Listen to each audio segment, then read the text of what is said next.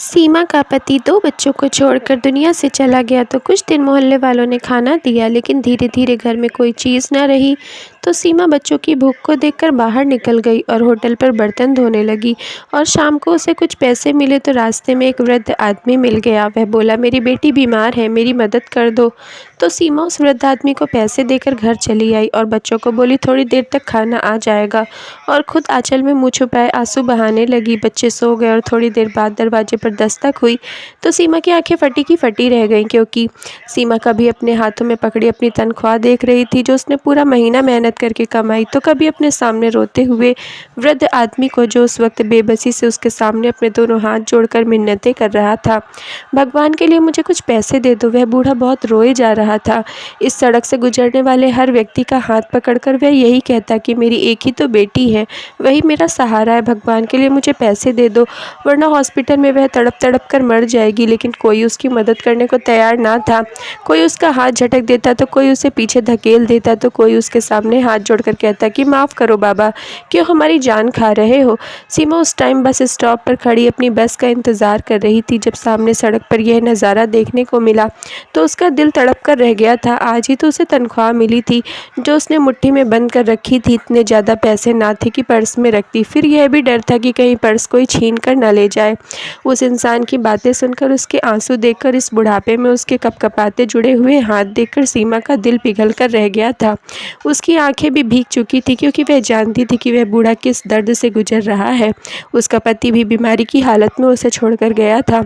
वह यूं ही रोती रही थी, लोगों की मिन्नतें करती थी कि कोई उसके पति के इलाज के लिए पैसे दे दे, और उसे भी यूं ही धुतकार दिया जाता था। अचानक ही सीमा को लगा जैसे इस बूढ़े की जगह वह खड़ी गिड़गिड़ा रही है, रो रो कर लोगों की विनती कर रही है, मेरी मदद करो। उसने 2 कदम आगे बढ़ाए थे ताकि चुपके से इस वृद्ध आदमी के हाथ में अपनी सारी तनख्वाह रख दे। हो सकता है कि उसकी बेटी बच जाए, लेकिन तीसरे कदम पर उसका पैर जम गया। अंदर से किसी ने उसे अपने बच्चे घर में रोते नजर आए, जिन्होंने पूरा महीना बड़ी मुश्किल से सूखी रोटी खाकर गुजारा किया था। वह सोच रही थी कि घर जाते ही सबसे पहले राशन लेगी और घर में बच्चों को आज अच्छा खाना खिलाएगी। वह खुद ही भुखमरी की जिंदगी गुजार रही थी, इसलिए बच्चों का रोता चेहरा पाँव की बेड़ियां बने थे। दिल जोर से धड़क रहा था। बस ये बेचैनी थी कि या तो उस बूढ़े की कोई मदद कर दे या फिर उसकी बस जल्दी से स्टॉप पर पहुंचे और वह बैठ जाए। जो दिल दहला देने वाला दृश्य वह देख रही थी, वह चाहती थी कि वह सब इसकी आंखों से गायब हो जाए। दिल में बड़ी बेचैनी थी। वह बूढ़ा घुटनों के बल बैठकर तेज तेज रो रहा था, आसमान की तरफ देख रहा था कि दुनिया में तेरा कोई ऐसा भक्त नहीं जो मेरी मदद कर दे। तेरी दुनिया एहसान और हमदर्दी से पूरी खाली है। अगर मैं खाली हाथ हॉस्पिटल गया तो मेरी बेटी मुझे देखकर कहने लगेगी कि वह जीना चाहती है, उसकी ज़िंदगी कुछ पैसों की मोहताज है, वह उसे नहीं मरते हुए देखना चाहता। भगवान मेरी परीक्षा मत ले, मैं यह नहीं देख सकता। सीमा को लगा कि उसका दिल फट जाएगा। वह फौरन उस बूढ़े की तरफ कदम बढ़ाने लगी। अब उसे किसी भी चीज़ का ख्याल नहीं था। ख्याल तो बस यह था कि उसकी बच्ची बच जाए। वह फौरन रोड क्रॉस करके वृद्ध आदमी के पास पहुंच गई, अपनी तनख्वाह उसके हाथ में रख दी। उस इंसान ने एक नज़र सीमा की तरफ देखा और दूसरी तरफ हाथ में पकड़े हज़ारों के कई नोट देखकर उस बूढ़े ने तो शुक्र भरी निगाहों से सीमा की तरफ देखा, उसके सर पर हाथ रखा और कहने लगा, भगवान तुम्हारी सारी परेशानियां और मुश्किलों को दूर कर दे बेटा। तूने रोते हुए बाप के आंसुओं को पोंछा है, देखना भगवान तेरे दिन कैसे बदल देगा। वह रोते हुए सीमा को दुआ दे रहा था। सीमा वहां से पलट गई, साथ ही उसकी बस भी आ चुकी थी। खामोशी से जाकर बस के अंदर बैठ गई। अब यह सोच रही थी कि घर जाकर बच्चों को क्या जवाब देगी, जो कई दिन से इस उम्मीद पर थे कि माँ को तनख्वाह मिलेगी तो पेट भरकर खाना खाएंगे, और जब माँ खाली हाथ देखेंगे तो क्या जवाब देंगी, उन्हें किस तरह से बहलाएगी। 1 महीना और सब्र कर लो। फिर यह सोचने लगी कि इस महीने वह कैसे गुजार करेगी। पैसों की शक्ल तो पूरे 1 महीने बाद ही उसे देखने को मिलेगी। अब तो मोहल्ले का दुकानदार भी उसे राशन देने से साफ इनकार कर रहा था, कह रहा था कि पहले मुझे पिछले पैसे दे दो फिर बात करना। सीमा की आंखों से आंसू छलकने लगे थे। उसे सब कुछ याद आने लगा। जब उसका पति कमाता था तब घर में किसी भी चीज़ की कोई कमी नहीं थी। बच्चे अच्छे स्कूलों में पढ़ते थे। वह बहुत अमीर ना थे तो गरीब भी ना थे। अच्छा खासा खाते पीते थे। उसके 2 बच्चे थे, दोनों बेटे थे और वह दोनों जुड़वा थे। दोनों की उम्र 9 साल थी, लेकिन पति की बीमारी में तो उसने घर की हर कीमती चीज़ बेच दी थी। बस एक सर छुपाने के लिए घर बचा था। वह अपने गहने घर का कीमती सामान सब कुछ बेचकर अपने पति पर लगा चुकी थी। जब पैसे खत्म होने के बावजूद भी पति ठीक ना हुआ तो इसने लोगों की विनतियां करना शुरू कर दिया। लेकिन उसे वक्त इस अपनों का असली रूप देख नजर आया। सबके घरों में वह जाकर मिन्नतें कर चुकी थी, बार बार कहती कि मेरी मदद कर दो, लेकिन किसी ने भी उसकी मदद नहीं की। पति की मृत्यु के बाद कुछ दिन तो मोहल्ले वालों ने उसकी मदद की थी। कोई उसके हाथों पर कुछ नोट रख जाता, कोई घर में राशन डाल जाता, तो कोई पका हुआ खाना दे जाता है। यह भी इनका एहसान था कि कुछ दिन उन्होंने सीमा को संभाला था और तसल्लियां भी दी थी। धीरे धीरे सभी उसे भूलने लगे थे। वह भी कब तक किसी के सहारे घर पर बैठ सकती थी।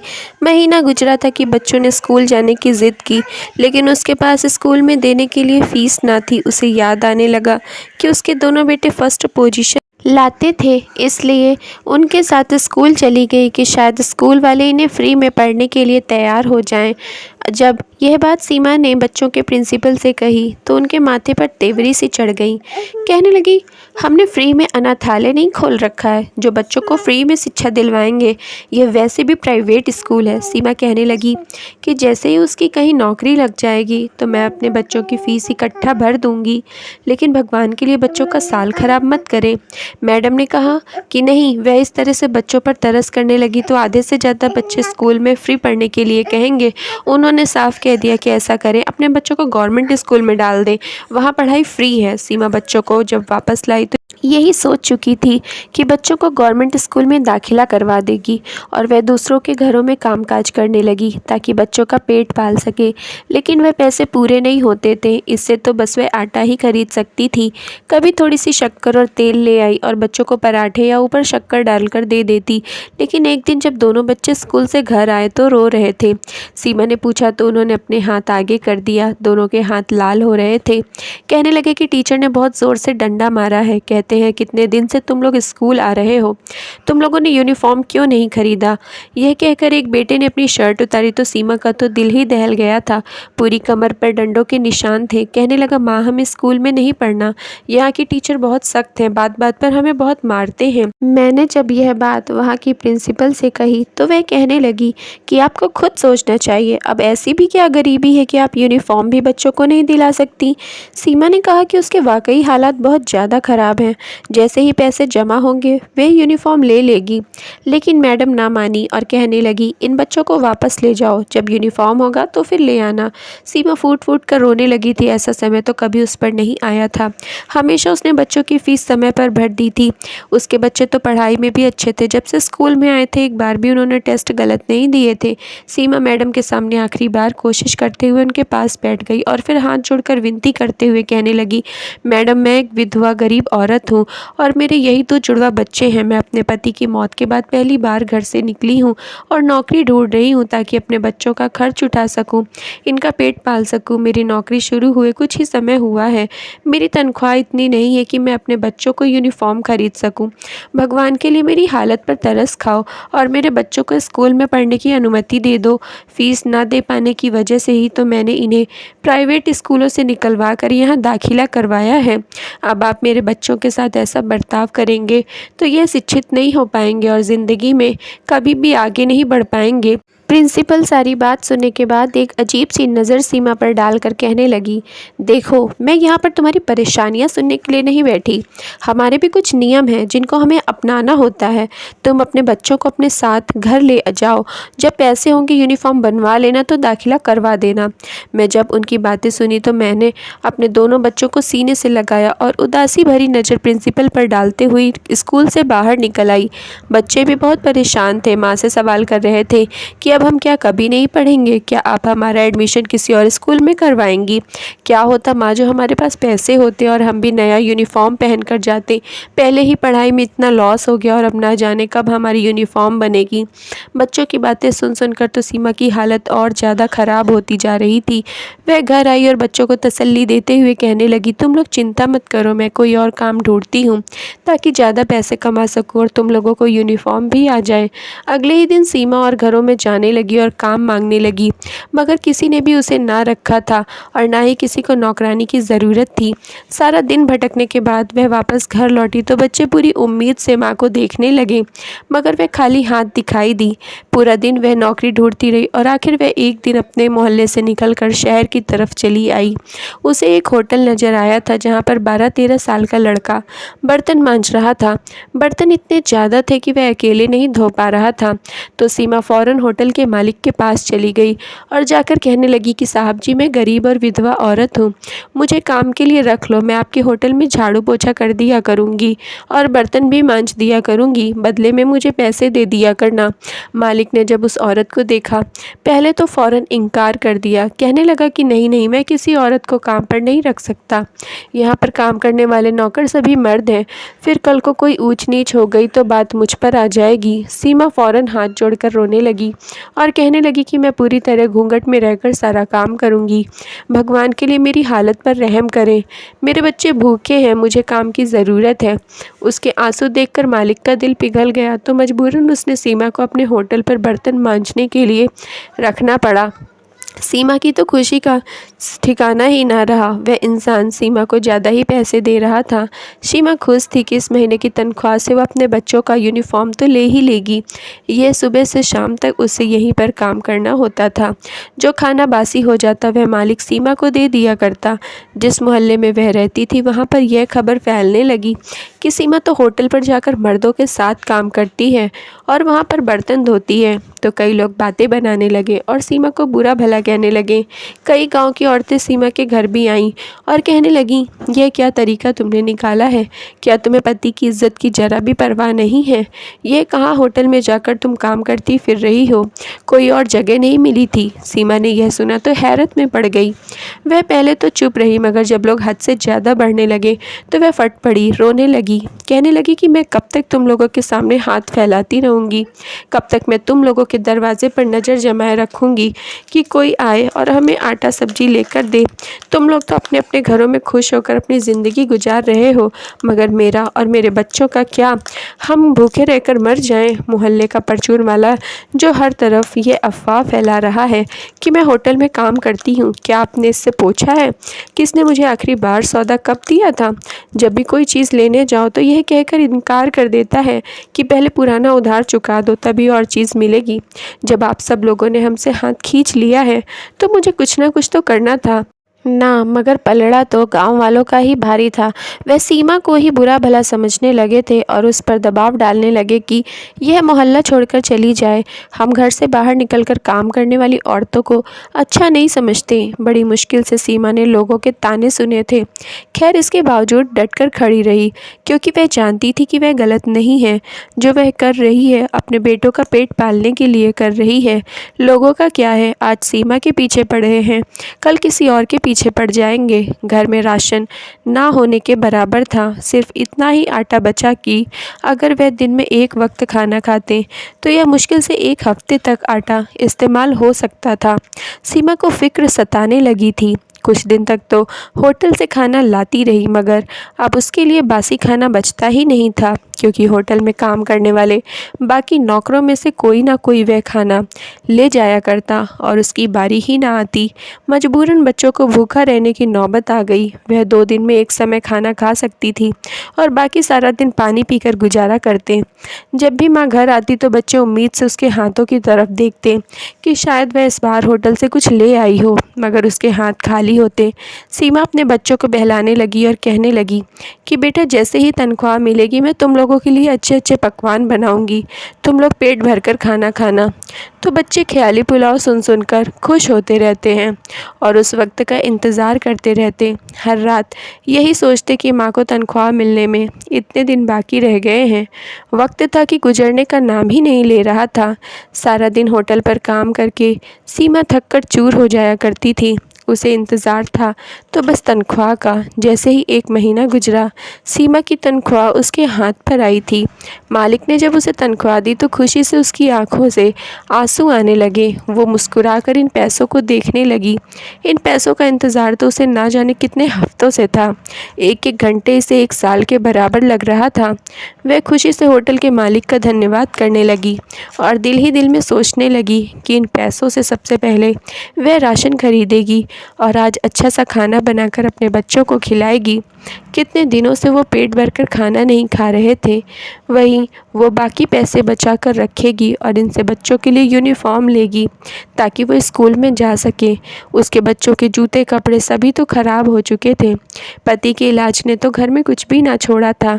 उसने अपने दहेज का सामान भी सेकेंड हैंड में बेच दिया था ताकि जो पैसे आए उससे घर का खर्च चल सके। उस दिन होटल का काम खत्म करके सीमा घर जाने के लिए निकली। वो रोज़ाना बस पर आया जाया करती थी और आज वो अपनी सारी तनख्वाह एक वृद्ध आदमी को देकर वापस घर की तरफ जा रही थी। बस एक झटके से खुली तो सीमा की आंखें खुल गईं। आंखों से आंसू निकलकर गाल पर गिरे हुए थे, जिन्हें उसने फ़ौरन साफ़ किया। उसका बस स्टॉप आ चुका था, जहां से आगे 10 मिनट पैदल चलकर उसे घर पहुंचना था। उसके कदम तो भारी हो चुके थे। समझ नहीं आ रहा था कि घर जाकर बच्चों को कैसे दिलासा देगी। हाथ में तो 1 रुपया भी ना था। अगर बच्चे पूछेंगे तो वे कैसे उन्हें समझाएगी कि वो पैसे किसी वृद्ध आदमी को दे आई है। वो सफ़र जो ये तेज़ तेज़ कदम उठाकर 7-8 मिनट में तय कर लेती थी, आज 20 मिनट लगा चुकी थी। खैर, घर के दरवाजे के बाहर पहुंचकर एक गहरी सांस ली और भगवान से कहने लगी कि मेरी मदद करना, मुझे इतनी हिम्मत देना कि अपने बच्चों के सामने जा सकूं। सीमा ने अपने आंसू साफ किए और घर में दाखिल हो गई। दरवाज़ा खोलने की आवाज़ से बच्चे दौड़कर बाहर आए। उनकी नज़रें पहले माँ के चेहरे पर और फिर माँ के हाथों की तरफ थी। उन्हें तो पता था कि आज तो माँ को तनख्वाह मिलेगी और सीमा भी सुबह उन्हें कहकर गई थी कि उनके लिए बहुत सी चीज़ें लेकर आएगी। आज वो लोग पेट भरकर खाना खाएंगे। बच्चों ने माँ को खाली हाथ देखा तो सवाल करने लगे कि माँ, क्या आज भी आपको तनख्वाह नहीं मिली? आप राशन नहीं लाईं? ये बातें सुनकर सीमा फ़ौरन मुस्कुराई और कहने लगी, नहीं नहीं बेटा, मैंने कह दिया है, थोड़ी देर तक सारा खाना आ जाएगा। तुम लोग बैठो, बताओ आज सारा दिन क्या किया। इस तरह सीमा अपने बच्चों को बातों में उलझा चुकी थी। बेटों के होंठ सूख चुके थे, कमजोरी से चेहरे पीले पड़ चुके थे, मगर इसके बावजूद खाने के इंतज़ार से तो जैसे इन्हें एक नई ताकत मिल गई थी। वो माँ को अपने सारे दिन का हाल बताने लगे। काफ़ी देर हो चुकी थी मगर अभी तक खाना नहीं आया था। बच्चे बार बार दरवाजे की तरफ देख रहे थे और कह रहे थे कि माँ, खाना कब आएगा, बहुत भूख लगी है। सीमा उन्हें एक बार फिर झूठा दिलासा दे जाती। सीमा आंचल में मुँह छिपाए रो रही थी। अब सारा महीना वो कैसे बच्चों को यूँ खाने के लिए तरसता देखेगी। इसके बच्चे पानी पी पी कर अपने पेट में उठते दर्द को कम करने की कोशिश में लगे थे। कमज़ोरी इतनी ज़्यादा थी कि फिर दोनों बच्चे माँ की गोद में सर रखे हुए खाने के इंतज़ार में सो गए। उस पर बच्चों को यूँ तरसता देखकर सीमा की सिसकियाँ निकली थी। उसने गहरी सांस ली और आसमान की तरफ देखा था कि तभी दरवाजे पर दस्तक हुई। इस वक्त उसके दरवाजे पर कौन आ सकता था। सीमा उठी और दरवाजे तक गई। जैसे ही दरवाज़ा खोला तो सामने वही वृद्ध आदमी खड़ा था जो वहाँ बस स्टॉप पर था। सीमा को देखकर उनके चेहरे पर एक मुस्कुराहट आई और कहने लगे, बेटी, मैं कब से तुम्हें ढूंढता हुआ आ रहा था। भगवान का शुक्र है कि तुम्हारा घर मिल गया। सीमा ने जब ये सुना तो फ़ौरन उस बूढ़े को देखने लगी और घर में आने को कहा। वो वृद्ध आदमी घर में आए तो सीमा ने पानी का ग्लास उनके सामने किया। वो वृद्ध आदमी ने अपनी जेब से पैसे निकालकर सीमा के हाथ पर रखने लगे तो सीमा हैरत से उनकी तरफ देखने लगी। कहने लगी, यह पैसे आप वापस क्यों कर रहे हैं? इससे तो आपकी बेटी का इलाज होना था। वह इंसान फ़ौरन सीमा को दुआएं देने लगा और कहने लगा, भगवान भला करे उस बड़े अफसर का जिसने आज अस्पताल का दौरा किया था। जब उसने मेरी मासूम बच्ची को दर्द से तड़पता देखा तो उसका दिल पिघल गया। वह कहने लगा कि वह मेरी बच्ची और मेरी जैसी अस्पताल में दाखिल बाकी बच्चों का भी इलाज अपने खर्चे पर करवाएंगे। इस तरह जो तुमने पैसे दिए थे वह बच गए। तुम भी मुझे ज़रूरतमंद लग रही थी बेटा, इसीलिए मैं तुम्हें ढूंढता ढूंढता यहाँ तक वापस आ गया। सीमा ने जब यह सुना तो उसकी आंखों में आंसू आ गए। वृद्ध आदमी पैसे देकर वहाँ से चला गया और सीमा इन पैसों को वापस अपने पास देखकर रोने लगी कि इस तरह सभी परेशानियाँ हल हो जाती हैं। सीमा सोच भी नहीं सकती थी कि वह कितनी बड़ी परीक्षा पर खरी उतरी थी। वह फ़ौरन घर से बाहर निकल गई गई और राशन लेकर आई। उसने खाना बनाना शुरू किया तो अच्छे पकवान की खुशबू सूंघकर उसके बच्चे नींद से उठ गए। माँ को खुशी खुशी खाना बनाते देखा तो उनकी खुशी का ठिकाना नहीं रहा। कुछ देर बाद तीनों ने पेट भरकर खाना खाया था और सीमा भगवान का धन्यवाद करती रह गई। यह उसकी परीक्षा थी जिसे वह पूरा कर चुकी थी और भगवान की तरफ से उसे आशीर्वाद मिल चुका था। कुछ ही हफ्ते बाद होटल में बावर्ची काम छोड़कर चला गया तो मालिक ने सीमा से खाना बनाने को कहा। सीमा का खाना इतना स्वादिष्ट था कि मालिक इसी से ही खाना बनवाने लगा और सीमा बंद कमरे में रहकर खाना बनाने लगी और उसकी तनख्वाह भी बढ़ गई थी। यह सीमा की परीक्षा के दिन थे जो भगवान उससे ले रहा था और सीमा इस परीक्षा में पास हो गई तो भगवान ने उसके लिए खुशी के सारे दरवाजे खोल दिए। Thank you friends. अगर आप लोगों को स्टोरी पसंद आई हो तो प्लीज़ लाइक कर दीजिए और चैनल को सब्सक्राइब कर लीजिए।